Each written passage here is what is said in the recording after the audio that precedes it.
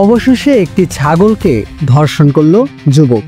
ঘটনাটি অদ্ভুত ও হাস্যকর মনে হলেও এমন ঘটনা ঘটেছে। ঘটনাটি ঘটার আগে ছাগলের মালিক বিষয়টি টের পেয়ে 999-এ ফোন করে। পরে পুলিশ এসে ঘটনাস্থল থেকে ছাগলটিকে উদ্ধার করে। আমি ছাগলকে দর্শন করছিলাম,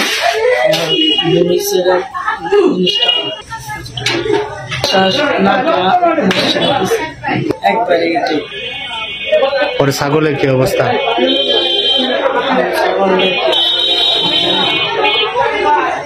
ছাগলকে এরকম করলা কেন?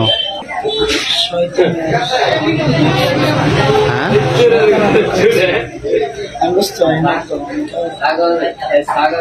আমার নাম বাপ্পি।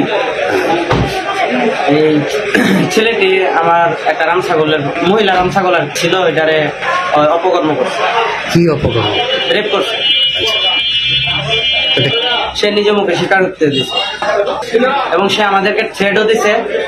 রাস্তা দিয়ে যখন যায় তখন বলে যে ওরে মানে অনেক কিছু করে নেবো, এগুলো আমার মুখে আনা সম্ভব না, খুব বাজে ভাবে।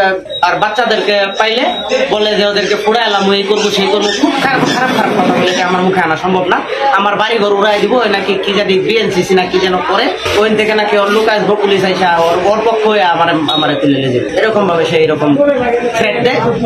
তাদেরকে আমরা আইনগতভাবে সর্বোচ্চ শাস্তি দাবি করছি।